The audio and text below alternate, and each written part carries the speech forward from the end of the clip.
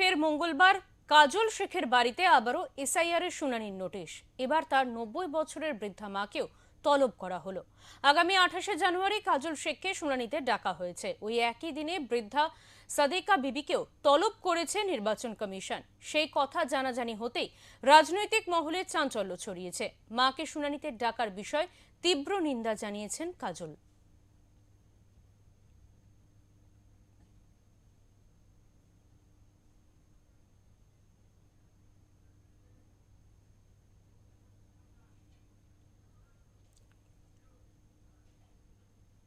আমরা এই বিষয়ে কথা বলে নেব। আমাদের সঙ্গে রয়েছেন বীরভূম থেকে আমাদের প্রতিনিধি প্রীতম দাস।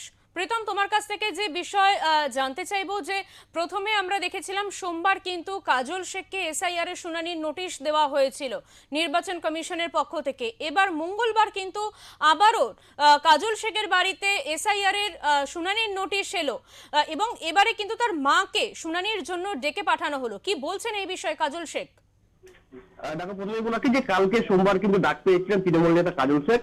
আজকে তার মা ৯০ বছরের বৃদ্ধা, তার মাকেও কিন্তু তলব করা হয়েছে।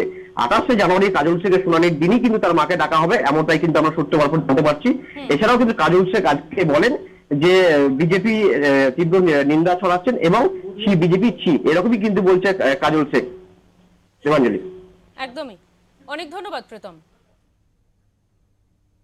আমাদের সঙ্গে ছিলেন আমাদের প্রতিনিধি প্রীতম দাস। কাজল শেখের ৯০ বছরের মাকে এসআইআর শুনানিতে তলব করা হলো। এবার আপনাদের আবারও জানিয়ে রাখবো, সোমবার কাজল শেখের বাড়িতে কিন্তু নির্বাচন কমিশনের পক্ষ থেকে একটি এসআইআর এর শুনানির চিঠি যায়, নোটিশ যায়। তার পরবর্তীতে মঙ্গলবার কিন্তু ফের আবারও কাজল শেখের বাড়িতে নির্বাচন কমিশনের পক্ষ থেকে এসআইআর শুনানির নোটিশ গেছে এবং এবার কিন্তু কাজল শেখের মাকে, ৯০ বছরের বৃদ্ধা মাকেও শুনানিতে হাজির হওয়ার জন্য নোটিশ পাঠানো হয়েছে।